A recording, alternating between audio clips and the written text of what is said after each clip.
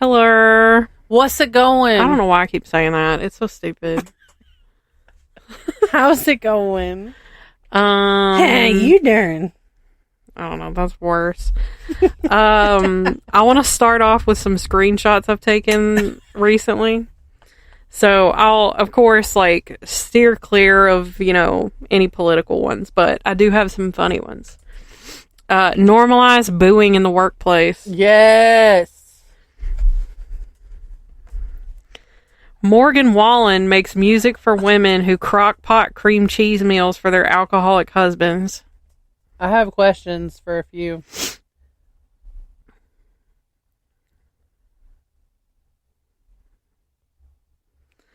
Should I read the Jehovah's Witness one? Yeah. Jehovah's Witnesses believe that only 144,000 of them will get into heaven, yet there are nearly 9 million current members. So why the hell y'all still banging on doors recruiting unless y'all planning to take turns in heaven like some kind of end of timeshare? They do be doing that. Because we had one at our house not too long ago. Is this the last one? Okay, and I'll wrap it up with, I'm sure I'll find some more later. So we mentioned in last week's episode that we've been plagued with crazy weather. Nashvillians Google search for best cities to live in without tornadoes went up 500% today. And underneath that said, happy 18th tornado watch to those who observe. With a tornado emoji at the end. It's been so bad. So bad. Like today even, I used the analogy of the tacos. So a tornado watch, you have the ingredients for tacos, right? You have your beef. You have everything tortillas lined up ready for tacos. Everything's there. Tacos could happen at any time. As soon as you get a tornado warning, that means tacos are happening. Hit the deck. And so I said that. I was like, tacos are happening. And he's like, what are you talking about? My thing is we're sitting there.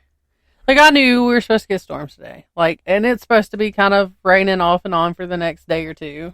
Okay? Mm-hmm. So we're transforming our little side patio into a nice little comfortable sitting area to hang out. Yeah. We've built little walls. We put flowers on. Did I send you the picture of the flowers? You did, yeah.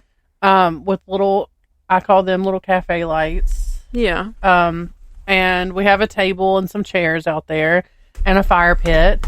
And then I bought one of those little outdoor couches.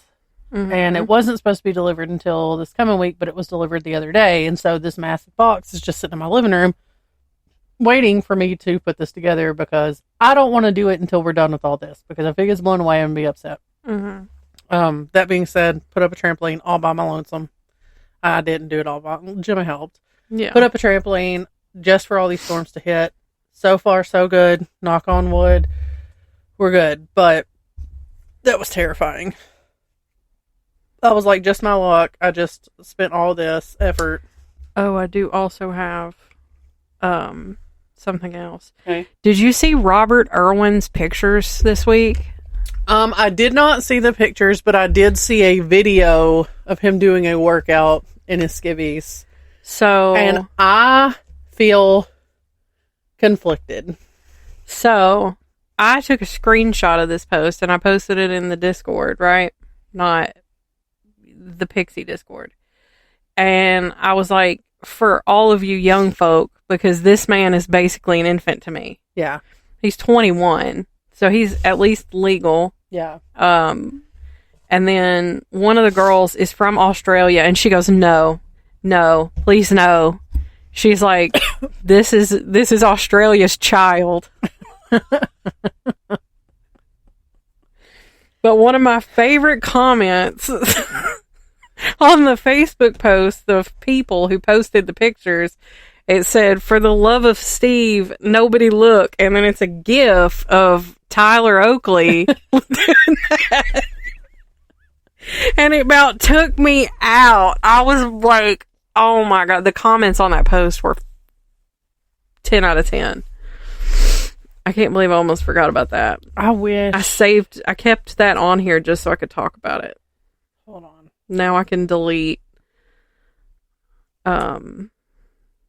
Sexy Steve or Sexy Robert Irwin off my phone.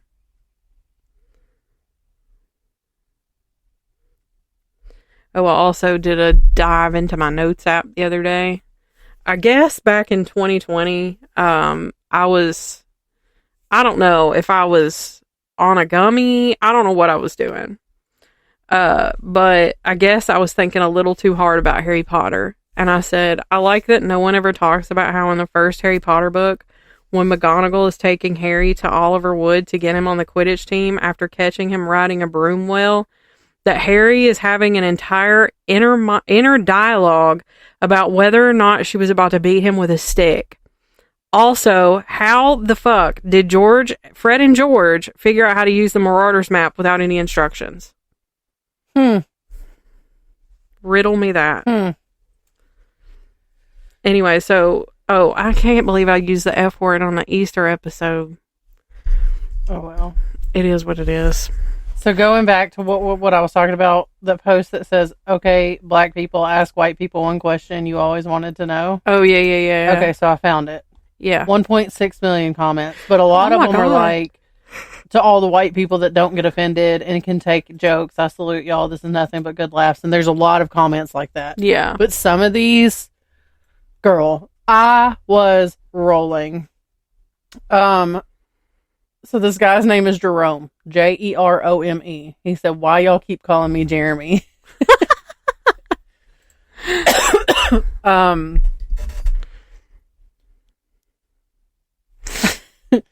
Who the fuck made green bean casserole? Why? A Midwest mom.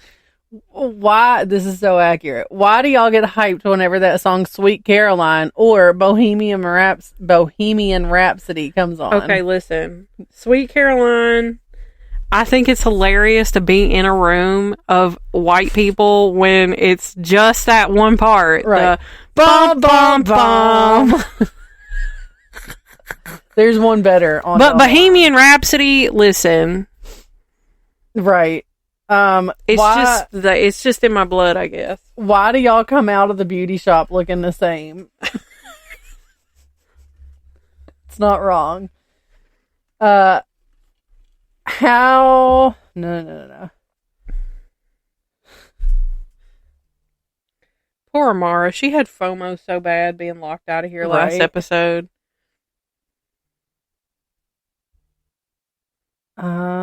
It says, I'm not an expert, but I do know when you ask a white person, myself included, how their day, week, or life is going, and they say living the dream, that really means everything is bullshit and I want to kill myself. Yeah.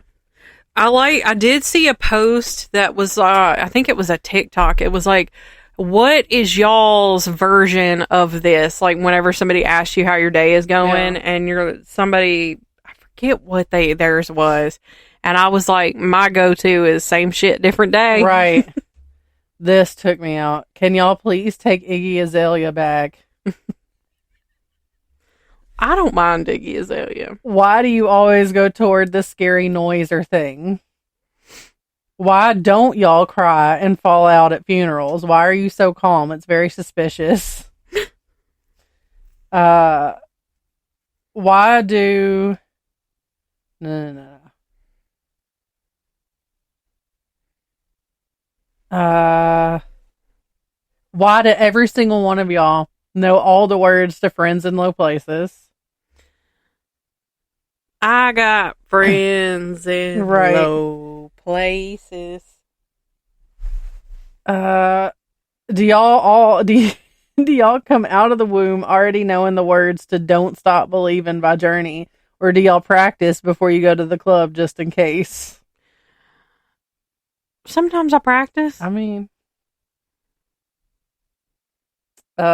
is clapping on beat really that hard?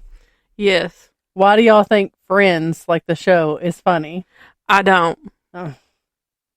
I just sorry. I'm sorry if I've just upset anyone. Why y'all wear white socks with shorts? Why do y'all eat Hellmann's? What in the hell is in tuna salad?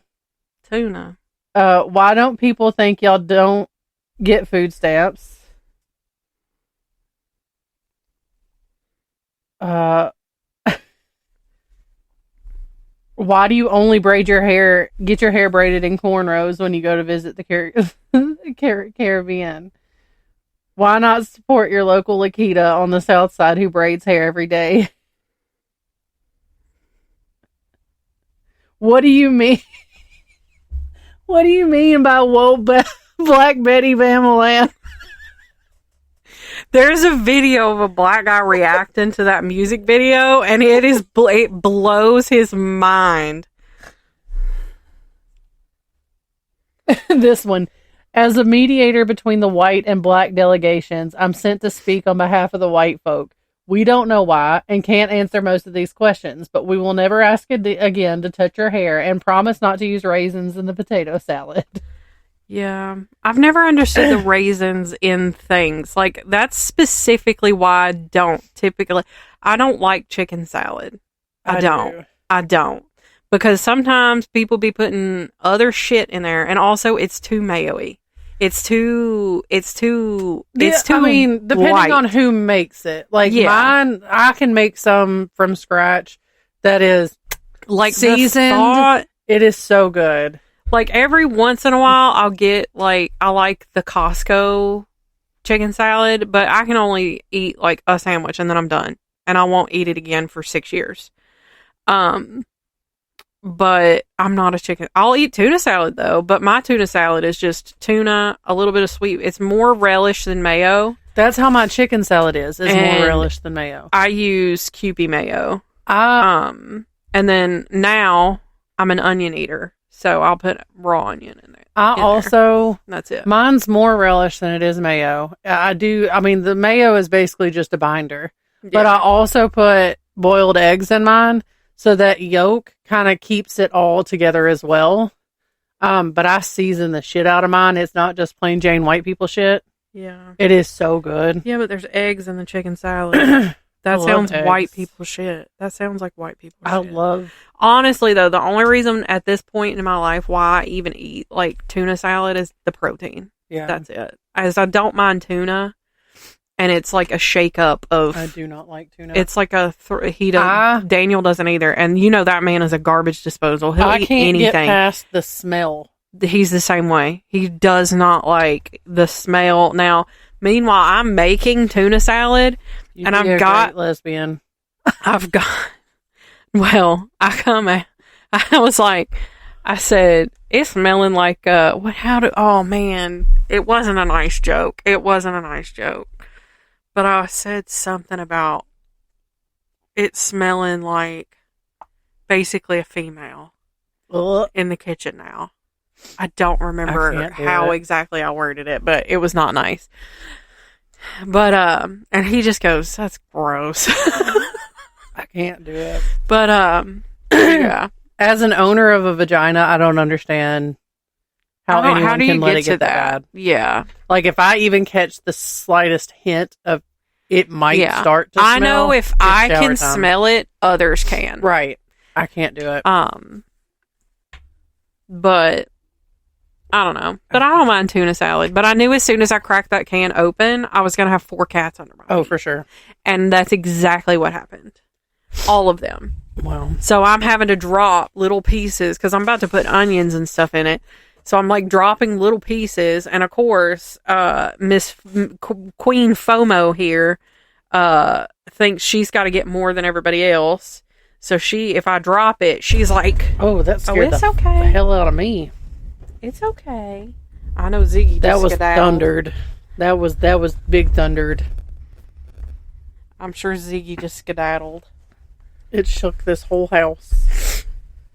We had some hit real close the other day. Like, lightning hit back in the woods back there. Oh, Lord. And him and Isaiah were outside, I think, unloading for the storage container, like putting stuff in it.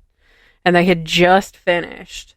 And that lightning hit. And then I'm in here. And all I see is a little brown blur of Ziggy running by. He's like, uh-oh, duck and cover. It's time to go to my little hidey hole I got. Do you get the text, like the 911 text? I don't. So I just got one, and I'm like, way to go, being proactive. There's a road shut down because it's about to flood. Oh, look at them go. I don't even know where this road is, though, so I'm going to look it up. Girl, okay. We've made it this long. I put in the Discord, and I said, I have been informed that there are 2 swig locations within reasonable driving distance from me. I've gotten cheers. Oh, it's over close to the landfill. Oh, across the river.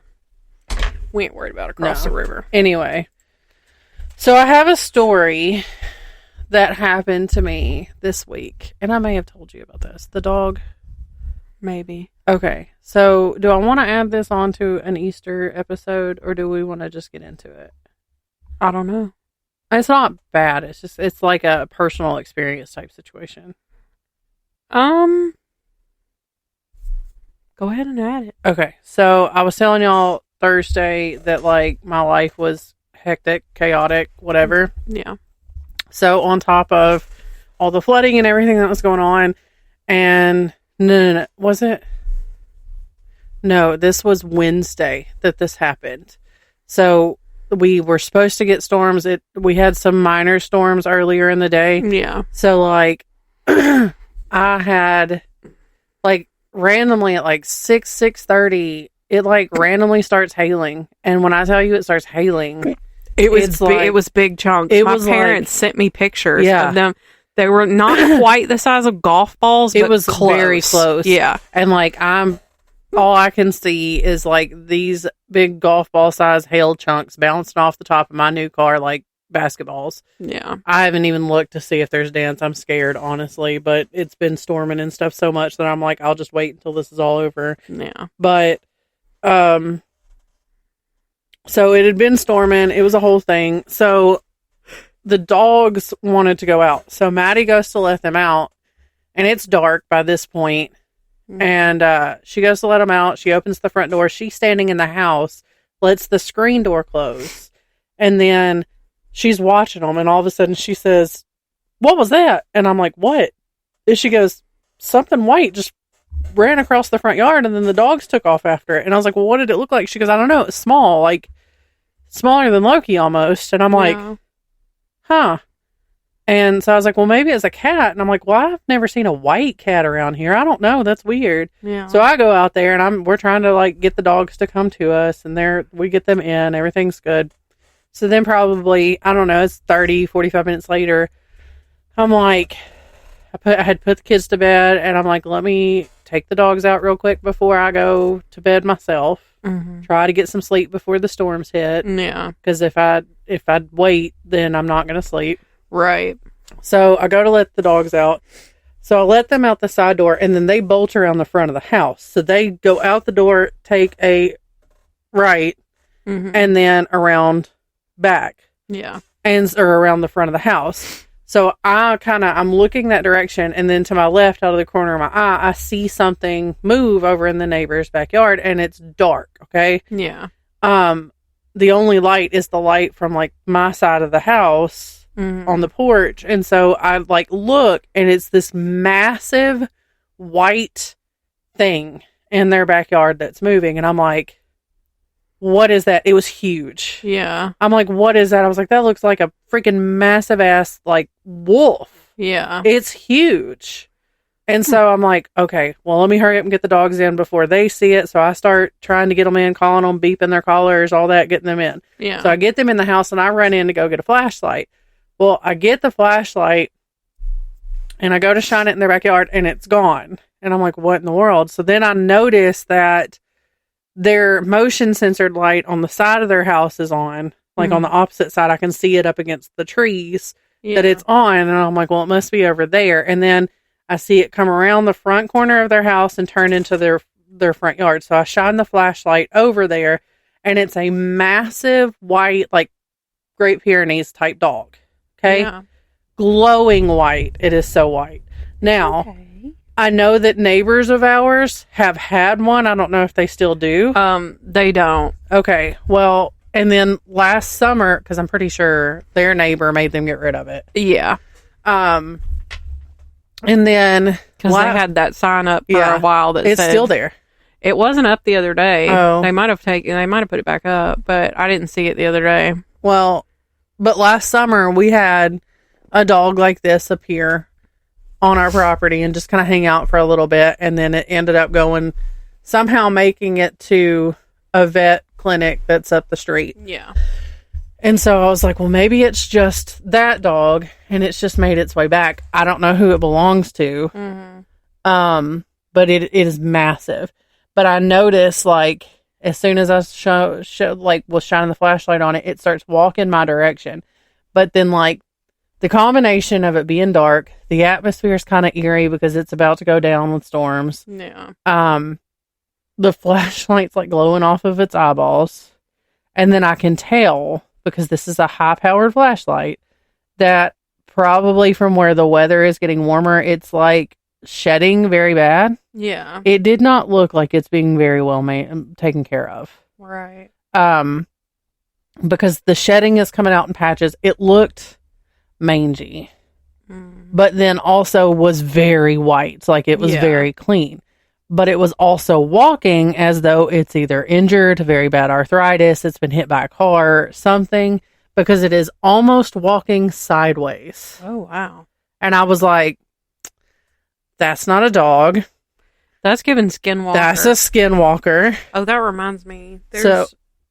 Go on. So I'll tell you later. He continues to walk toward me. He hasn't made it over into my property line yet. Yeah. I turn around, walk back toward the door. When I turn back around as I step through the doorway, he's turned around and he's walking up the driveway. He just like walks up the driveway and disappears, and I haven't seen him since. When I tell you, my legs felt like Jell-O. I was so scared. I was like, this is freaky. That is weird. What were you going to tell me? So, you know your parents' friends that live up that way?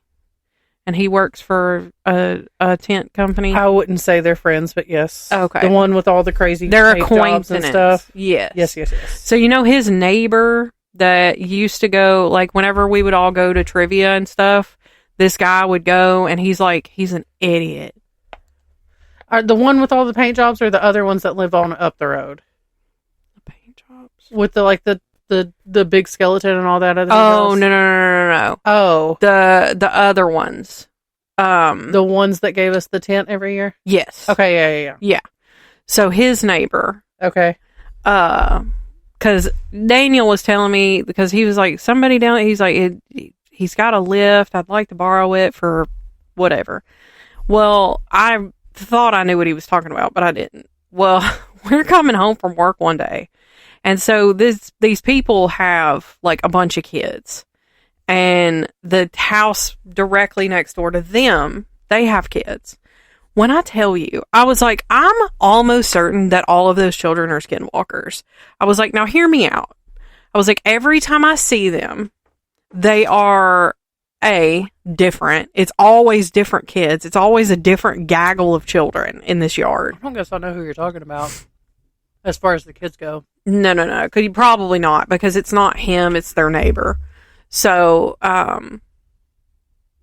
but like we saw like the kids like crouched down. One's like throwing rocks like just over his head behind him one day. And they're always like, I don't know. I don't know if are they homeschooled? I don't know. I don't want to put that on homeschooled kids because I'm sure some of them are totally fine. But, you know, they seem feral, but bizarre. Like they sit weird in the yard. They run weird. I don't know. I was like, I think they're skinwalkers.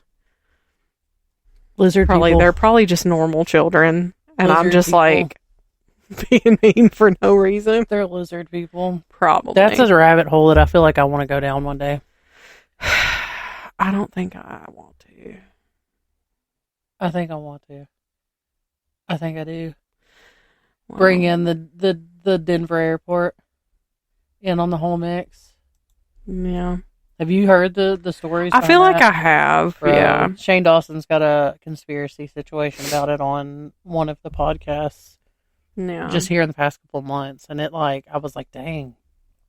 Anyway, we're talking about Easter this week.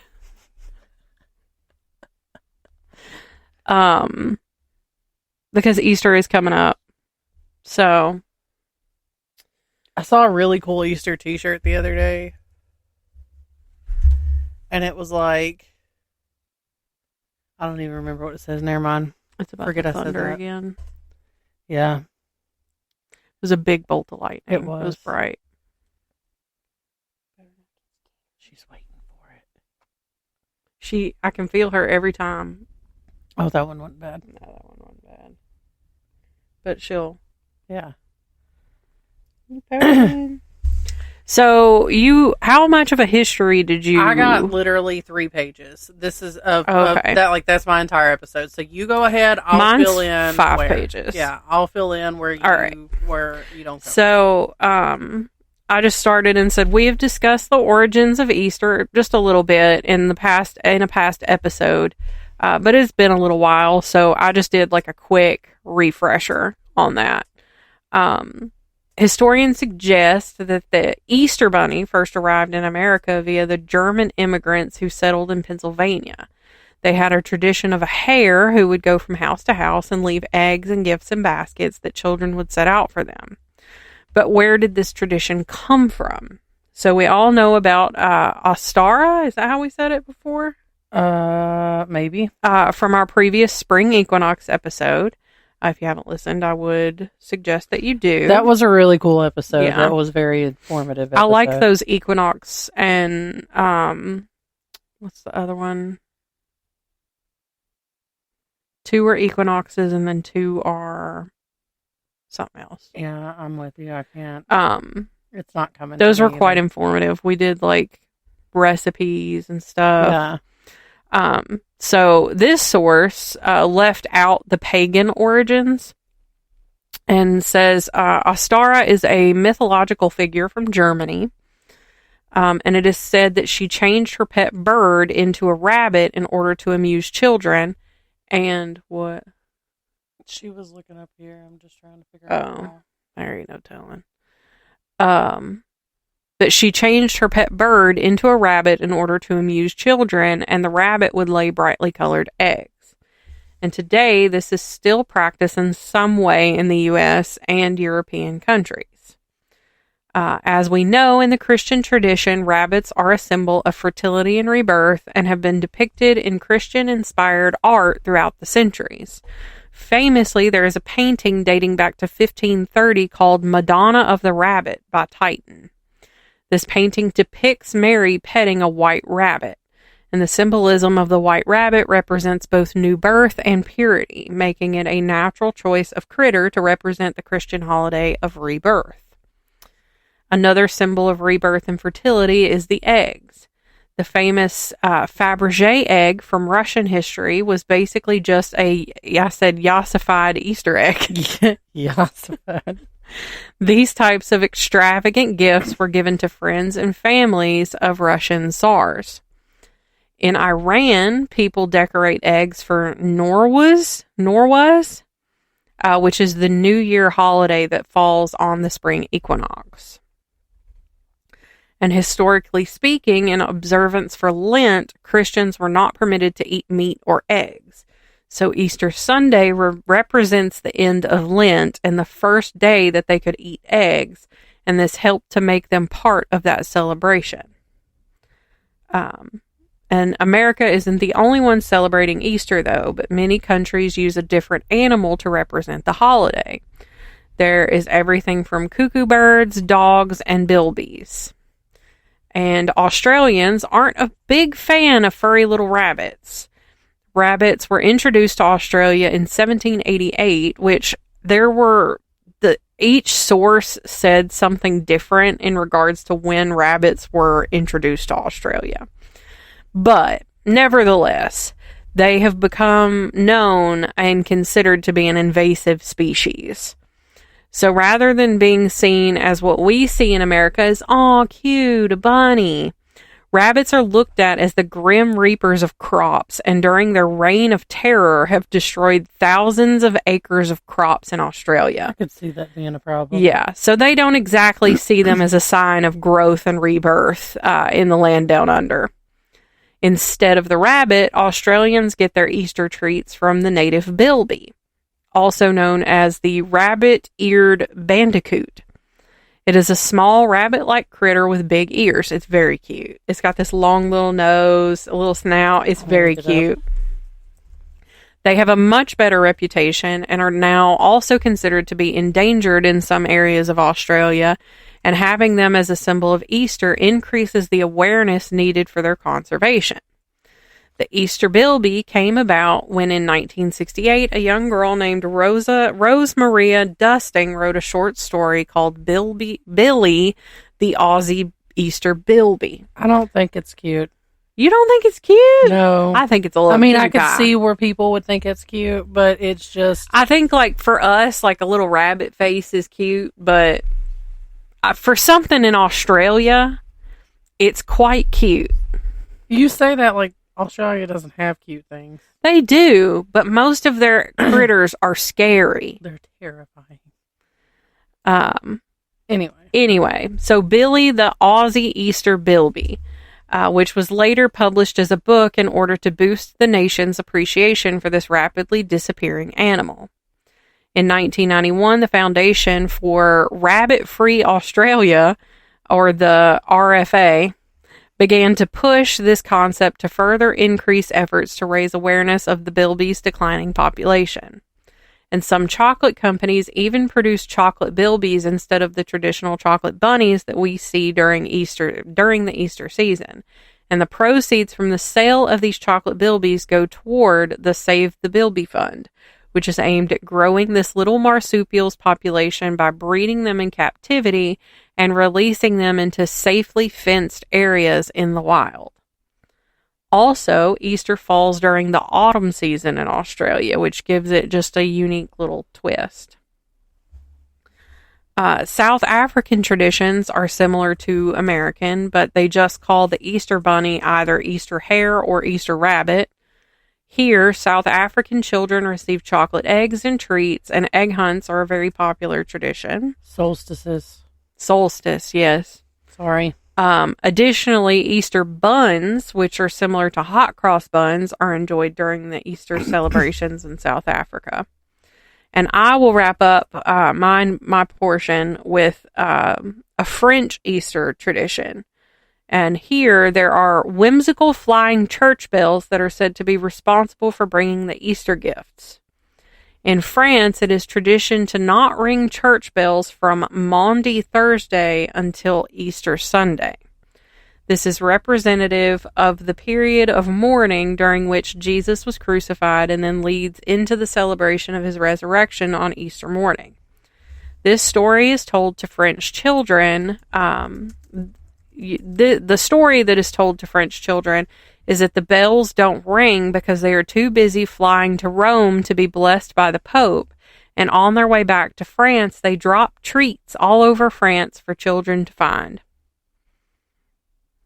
Which I just thought was cute. Yeah. So I was talking about the t-shirts. Mm-hmm. There's one, it's got a picture of Jesus, and it says "Just Risen." Like, oh, R-I-Z-Z. yeah. I like that. And then another one that it has Jesus, and he's got like sunglasses on. It says YOLO, JK, BRB. And then I need to get this one from my brother-in-law that says, "You know why I'm here," and it's just like half a dozen deviled eggs. Oh my gosh. Anyways, so I'm just gonna read everything that I have. That's fine. Because it includes some of the stuff that you talked about, but some of it's there's a little bit extra too. Yeah. So Easter is a significant Christian holiday celebrating the resurrection of Jesus Christ, but it is accompanied by various symbols and traditions. Among these, the Easter Bunny stands out as a prominent figure, especially in the United States.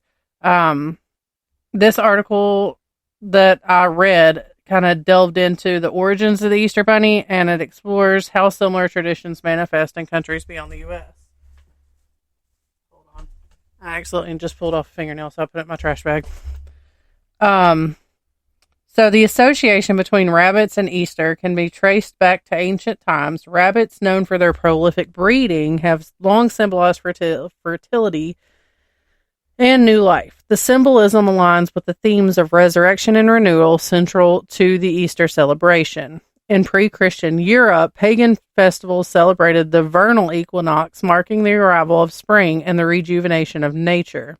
Some historians suggest that the figure of the Easter Bunny may have roots in these early fertility rites, where the hare was revered as a symbol of abundance and rebirth.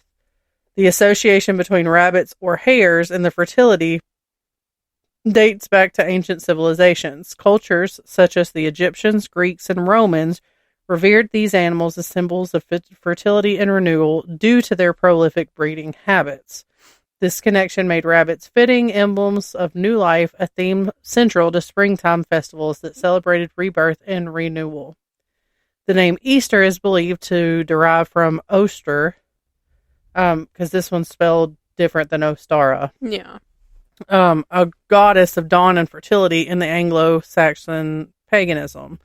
According to the Venerable Bede, which is an 8th century English monk, festivals honor Ostra were celebrated during the spring equinox. Jacob Grimm, a 19th century Philosopher? No, I don't know if I maybe I mistyped that. Philologist? I don't know. He expanded this idea, suggesting that similar deities existed among the continental Germanic tribes, although direct evidence linking Ostra to hares is scarce. Some scholars propose that hares were sacred to her, symbolizing fertility and the renewal of life. The modern concept of the Easter Bunny, known as the Osterhase in German, originated in Germany. The tradition dates back to the 17th century, particularly in the Alsace region, which borders Germany and France. The German children would prepare nests or baskets for the Osterhase to fill with eggs, chocolates, and other goodies. This custom was brought to America in the 1700s by German Lutheran immigrants in Pennsylvania and elsewhere. Over time, the tradition evolved, incorporating chocolate bunnies and eggs, and became widely popular in both America and Europe. While the Easter Bunny is a prominent figure in the U.S., various cultures have developed their own unique traditions involving egg-bearing creatures during Easter. In Switzerland, instead of a bunny, they have the Easter cuckoo delivering eggs to children. This tradition aligns with the country's association of cuckoos with springtime.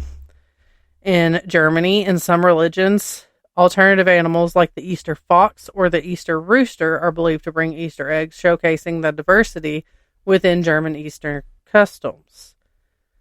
In Sweden, children dress up as Easter witches, known as, and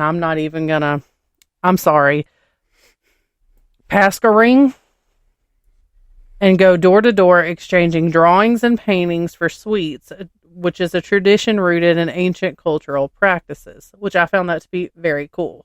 Yeah. In Poland, the Smigus Dingus, or Wet Monday, is celebrated on Easter Monday, where people playfully sprinkle water on each other, symbolizing purification and the coming of spring. First of all, don't spray me with no water. No, please don't. I would be so pissed. Right.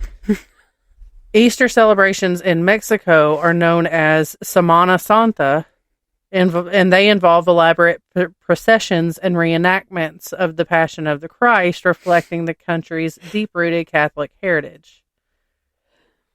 In contemporary times, the Easter Bunny has become a central figure in Easter celebrations, especially in Western countries.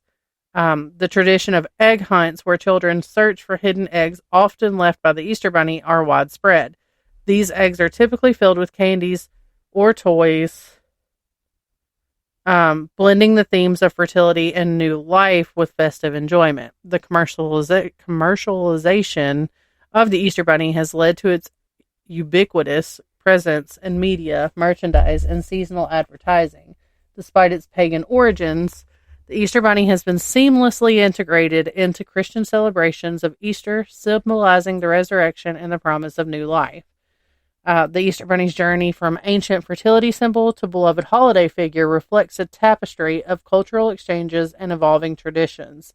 Its various representations across the globe highlight the rich diversity of Easter celebrations. Understanding the history and significance of the Easter Bunny enriches our appreciation of its enduring symbol of renewal and joy. I like it. So, quick, easy. Yeah. This is one of those holidays that, while I understand the importance of it in some religions, some families, some it was cultures. Never, like, for us, it was never a big deal. I mean, we got Easter baskets, and, like, I would do Easter egg hunts, but, like, we never got dressed up. We never did any of that. I can't specifically remember going and doing, like, a family thing. I'm sure that we did, and I feel like I do remember, like, getting an Easter dress a couple times, and I know that I got, like, I might Easter have when baskets. I was younger. Right. I got, like, Easter baskets. Yeah. It was always, but it was just candy and stuff. Yeah, it was never anything massive. It was, it was just something that we were like, oh, hey, it's Easter, cool, whatever. Yeah. TJ's family, we do something every year. Yeah. We always get together and have an Easter egg hunt for the kids. I think I went. You went with us I went with y'all one year. It was fun. It's always fun with this family. Everything we do is usually fun. Yeah. Depending on who's there. It's one of them. Sometimes it's at who all gonna be there. Most everybody's cool though. Yeah. There's not like it's just there's not that many people where I'm like, eh. You have to have thick skin. Yeah. And not let things bother you. Yeah. Around this family. Which also, when I first started coming around this family, I was very much like a walking open wound. Right. And so I was like not prepared. Right.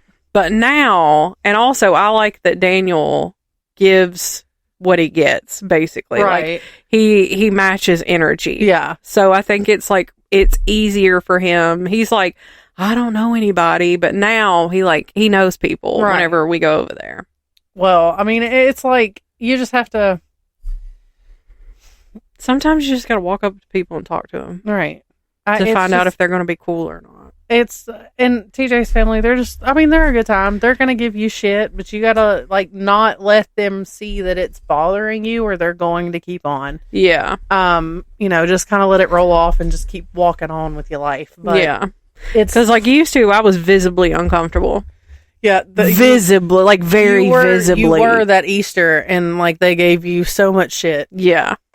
I was like, if one more man tries to touch me, now they don't even, now touching, just like, she doesn't mean. No, I don't mean like, I just mean like. She wasn't essaying. Trying to like put their arm around my shoulder or just touch my arm or anything like that. It wasn't anything. And I'm just like, please. No. But now they don't even bother me at all. Like they barely even speak to me. Brittany's very much the type of person that like any type of physical contact is overstimulating. Yes. So they weren't touching her inappropriately it or was doing it to make her uncomfortable. It was like I'm gonna mess with you. Yes. It was very I would say it was innocent. Yeah. Like, it wasn't anything, like... But for me, it was huge at the time. I'm like, please, no. Please don't talk to me. You're embarrassing me just by being near me and speaking to me. I'm embarrassed. Bro, my father-in-law will catch on to that, and I believe... I think now it also helps that I take a gummy before I interact with any of them. Well, yes, but I think that it just makes me more personable. I think it gives my father-in-law his life force to mess with people. I like sometimes. watching him mess with other people. I really enjoy that. I like it when like now that some of the grandchildren are getting older and they're like bringing boyfriends or girlfriends or whatever, I'm liking watching those people interact in the situation. Yeah. Or family that doesn't come very often. My favorite is the fact that, like, a lot of the grandkids or, like, nieces and nephews, like, the smaller ones, like, my kids, they give it back. Yes. Like, they 100% do. They don't take no shit. Yeah. You know? Like, if... I'm not going to, never mind, because I don't want shit talking about my parenting, so we're not going there. But... my kids know that there is a time and a place to do certain things and to say certain things. It's a pick your battles situation, yeah. Like, sometimes it is appropriate to give what you get. Yes. And sometimes it is appropriate to sit there and shut your mouth. And sometimes it is appropriate to give somebody the finger. To square up. I saw there was somebody who got so upset that somebody's kid, it was on one of our local Facebook groups. That they were shooting the bird out the Yes. window. And I was like... to me and was like, was this your kids? And I was like, no, that was my first thought. I was like... Now, I was like, I know this was not her kids, but it would not shock me. And I'm like, come on, it's just a finger. It ain't hurt nobody. You'll be fine. I mean, it didn't kill you. You're fine. Yeah, no. For me, now I don't teach my kids this. Like, they're not just walking around giving people the finger. That's not what we do. Like, it's more of like you've just given them kind of a subtle permission to do it. Like, if somebody in the family has done that to them, just jokingly, then they've got permission to do it back. Right. Now, that is not to go to school, and that is not to happen in front of any other adults. Yeah. Or anybody else, for that matter. Time and place. Yes. Yeah. We don't do it just out in public because we can. Right. Except for that one time Josh was like walking by and he said your whole family was giving him the finger. That was a Food Lion.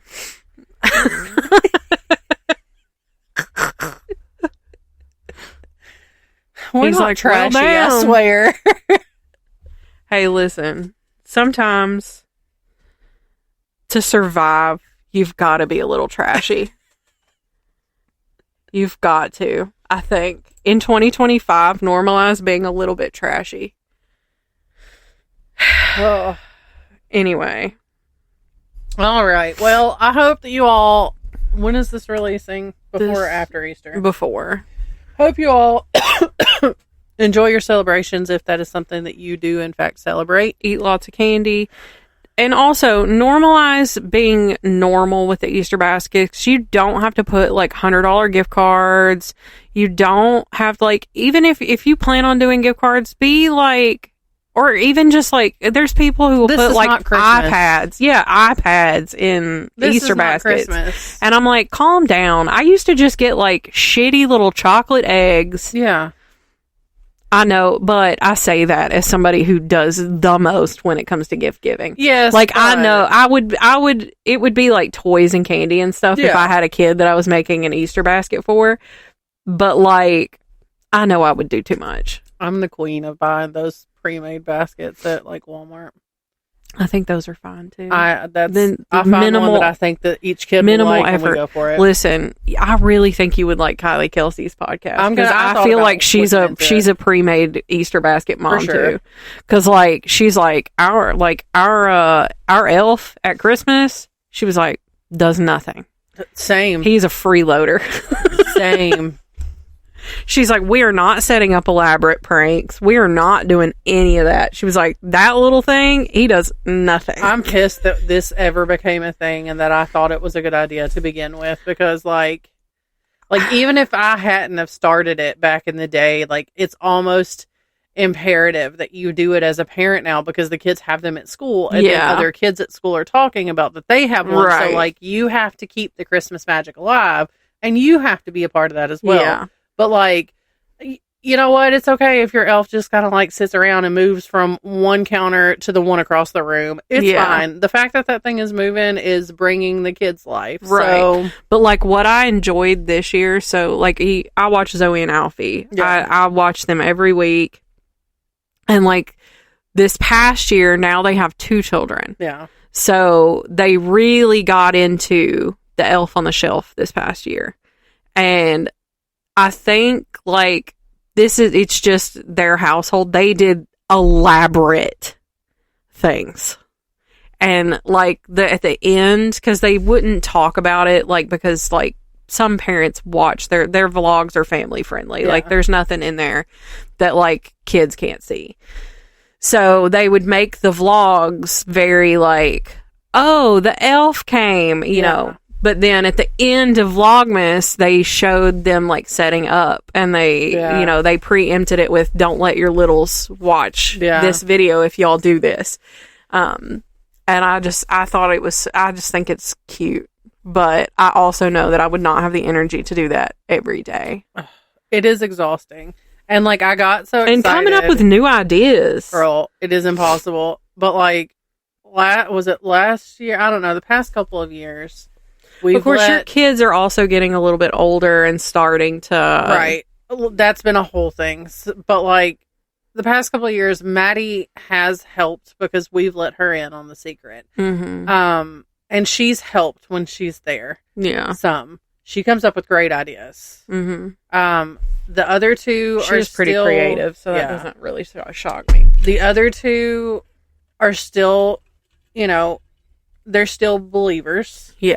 I don't know how much longer we have of that because this past Christmas was a constant battle with it because kids at school are telling them and this, that, and the other. And, like, family members are telling, like, other kids within the family are telling them. And we've had discussion with those parents and they were, you know, handled, and it's been a thing. And I think that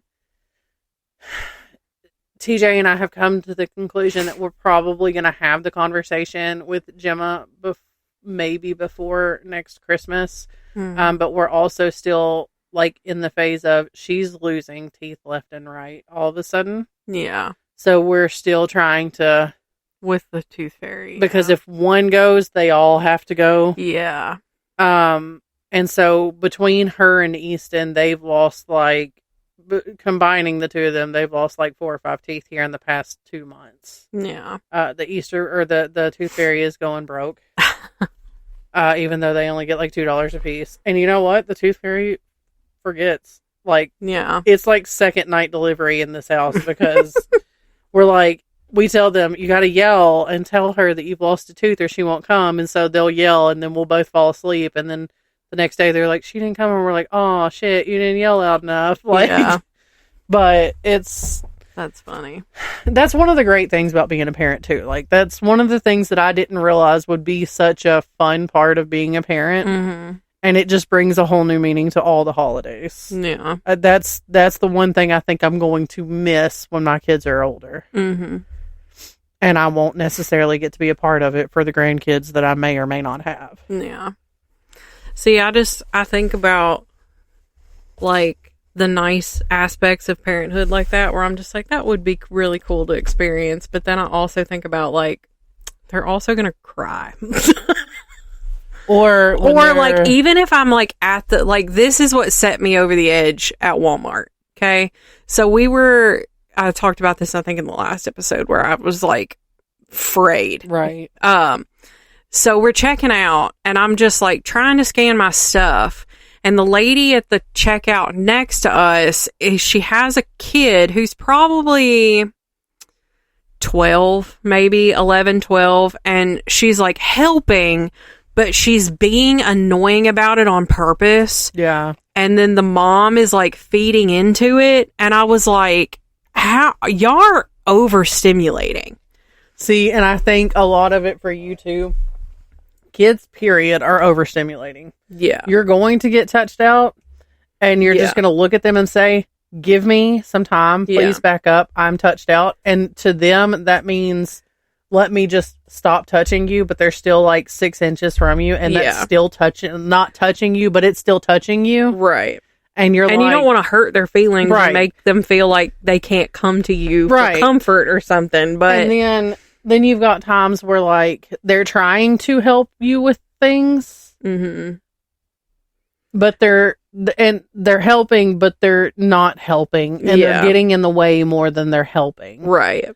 And you're just like, stop, just stop, you know? Yeah. I mean, I have to say, I am very guilty of getting overwhelmed and just having that moment of, okay, everybody just fucking stop. Yeah. I understand that you're trying to help, and I am so sorry, and I'm very appreciative that you're helping, and you're doing a great job, but it would just be a lot easier if you just back the fuck up and let me do it. I mean, I've even had those experiences, like with, I'll be trying to feed the cats. Daniel has to be in the kitchen. Anytime I'm in there, he's got to be in there, and he's got to be yapping because he's a Pisces, which is fine. Or he's Your trying kitchen's to, not big enough for two no, people. I've got, it's like, it's called, like a galley kitchen or something. It's small. And so I've got 4 cats under my feet. I got a man standing there yapping directly in the way. And then I step on Ziggy, and he makes the most atrocious noise when he gets stepped on. And of course, he's directly underfoot at all times in the kitchen because he might get fed. So there's been times where I've stepped on him and he screamed, and then I just look up and I'm like, everybody get out of here. Yeah. Yeah. And then Daniel's like, don't yell at me. Yeah. And I'm like, I'm sorry, but this is too much. Yeah. And it's hard. And it's hard to not lose your shit. Right. When you like, that's how I know I'm not fit for motherhood. Like, I know that I would have to stop and think about what it is that I'm saying. And I just don't have that in me. Right. Like, I would rather just be like, get the fuck out of here. Yeah. And it just, because you can't look at a kid and be like, get out of here. Well, listen, so after having all those storms last Wednesday night, I had 2-3 hours of sleep. I'm sorry, you look triggered. The cat. Amara's sitting here looking at me like, what did I do? Yeah. So, like, we had all those storms. I had barely gotten any sleep. You know, I had just dozed off, and then I got a phone call at 2:30 saying that the sirens are going off. Because I can hear them from my house sometimes, but not necessarily hear them in the house. Mm-hmm. And if I'm asleep, it's not waking me up. See, we can hear them because yours are played from the church. No, they're from the EMS station. They have that's right. Yeah. Because one of our friends is a neighbor over there, and we're like, we bet he can hear them real great. Right. But like ours is the fire hall. Yeah. And like we can hear it if we're outside or if we're in here and we don't have really like TVs quiet. On. Yeah. That's the way it is at our house. But like I didn't hear a siren the other night. I had my mom call me when they go off because I knew that she'd hear it. Yeah, because she's like right there. Yeah. And like even my sister, sometimes she can hear it, sometimes she can't. Yeah. So I had her call. I don't recall ever hearing it whenever I lived up there, but I had her call. Had mom call if they went off. So at like 2:30, she's calling, and I'm like, okay, let me get up, and I'm going to look outside, and it's really not doing a whole lot, which could be good, but also could mean that I'm in the middle of it. Yeah, I was gonna say usually that's not good. But so I'm like, okay, so I'm up, and I'm like, do I need to wake the kids up and get them in position? Like we had already discussed our plan, like just in case, because TJ was out of town and it was just me and the kids. Yeah. And the dogs. And so we had already had the conversation on what our plan was going to be. If I say we got to get up, then that means this is what we're doing. And so I'm like, okay, do I need to wake everybody up? So I'll let mom get off the phone. I'm like trying to turn on a TV or something to turn the news on. I call my sister. She's like, we're watching the news now. I wasn't going to call you and wake you up if it wasn't anything major. And so as I'm on the phone with her, they turn off. The sirens turn off, and I was like, okay, well, they're off, so it must be okay. She was like, yeah, I think you're good to go back to bed. And I was like, okay, cool. So I lay down, I toss, I turn, I toss, I turn. My phone's going off like crazy because, of course, I had the ringer turned like up as high as I could get it so that I knew it would wake me up. Yeah. So I'm tossing, turning, phone's going crazy. Finally, I start to doze back off, and I hear do through the kitchen, little footsteps running through the kitchen. And I'm like, God. And it's Easton. And he's like, the rain on my window woke me up. And I'm like, okay, well, you can come in here and get in bed with me, but you've got to be quiet and you've got to be still because it's not time to get up. And I look, and it's 5:30 in the morning. Wow. My alarm is set for like 6:30, okay? Because I knew all I was doing was getting up and taking the kids to mom's. Yeah. So I was like, y'all ain't even got to change clothes. Just have clothes to change into later in a bag, ready to go. Let's just walk out the door, okay? Yeah. So I'm like, it's 5:30. I'm like, it is not time to be awake. You've got to lay here. You've got to be still. You've got to be quiet. He's like, okay. So he gets up there and he's good for about 5 minutes. And about the time that I start dozing off again, he's and I'm like, Easton, I said, please lay still and be quiet. Okay, mama. And then and I'm like, bro, it is not time to be awake. So finally, the third time that he starts talking, I roll over and I said, I love you. Thank you for coming in here and cuddling with me. And I'm so sorry that you were woken up by the rain on your window, but please get the fuck out of my room. And he just looked at me and I was like, you heard me. I am not ready to be awake. It is too early to be awake. Yeah. I said, I would greatly appreciate it if you would please go lay back down in your bed. Yeah. Go try to go back to sleep for another hour. Please, brother. Yeah. And he's like, okay. I was like, I love you. I love you too, Mom. And then he leaves. And I felt bad because I literally looked at him and was like, you get the fuck out of my room. Which, to my kids, and I'm sorry, y'all can chastise me all you want to, that word is a common word in my house. Yeah. My kids don't say it. They know better. Yeah. I was not raised in a house where that word was. They will say it. Well, the little one will. When mom and dad are not around, or they have told him it's okay. Yeah. And that is like a never happening type situation. I bet the middle one does. I bet Gemma does. She's sneaky when she's about at school. it. I'm sure she does. She's very sneaky. Yeah. But I was not raised in a house where words like that were used, but I have friends that were, and they turned out fairly normal. Yeah. TJ was raised in a house where that word was used quite often. His mom is much like me in the fact that that is her favorite F word. Yeah. So, you know, it is what it is. Yeah. We're raising our kids the way TJ was raised, basically. Yeah. And I think they're turning out pretty good. Yeah. My son's a little bit of a mess. It's fine. But he's very cute. And that's what matters. I remember the first time Maddie cussed around me. She was like, "Are you going to tell my mom?" And I was like, "Girl, I do not care." What did she say? I think she said shit. Oh. And Now, that word was used quite heavily in my family. That was my grandmother's favorite word. She was like, "You're not going to tell my mom, are you?" And I was like, "Girl, I literally do not care." I was like, just don't get like too lax with it. Right. But like, I'm pretty sure. and then you did literally tell like me. because like 2 days later, you were like, Maddie told me what happened, and I was like, what are you talking about? And it was like something like totally not even with that, and it was like something trivial. I don't even remember what it was, but it was like and because I was like, I thought she was gonna say that. I thought you were gonna say that she told on me for letting her say shit. I was like, because I said I wouldn't say nothing. Kids are fun. Kids are fun. Now Maddie says words like that all the time now. Like that's not in front of me. She knows better in front of me. Yeah. Because I will get her. Unless it is like she honestly didn't mean to and she used it correctly and it was perfect. Yeah. Like there was one time we were at the beach and in the past, Maddie has been the worst Kool-Aid maker there ever was. Like that is the nastiest, most unsweet Kool-Aid you've ever tasted in your whole life.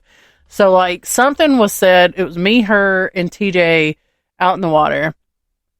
And I don't even remember what we were talking about. But, like, TJ was like, it's about as good as your Kool-Aid. And she whirled around and looked at him and was like, bitch. And I whirled and looked at her like, did you just say what I think you just said? And she looks at me and she goes, did that come out of my mouth? And I was like, yeah. She goes, I really thought I only thought that in my head. And I was like, now keep in mind, she was like, 13, 14 at the time, okay? Yeah. And I'm like, no, that came out of your mouth. And she's like, oh no, I'm going to be in trouble. And I was like, you know what? I'm going to let that slide because A, we're on vacation and vacation me doesn't care. B, like, that was perfect. Yeah. I'll give it to you. You can have that one. Well, our short little Easter episode is now an hour long. Oh, well, all right. So, be sure and go check out the Trevor Project, our April nonprofit of the month. Their tagline is "You are deserving of a welcoming, loving world, and so do the people you care about." And here you can reach out to a counselor if you're struggling, find answers and information, and get the tools you need to help someone else.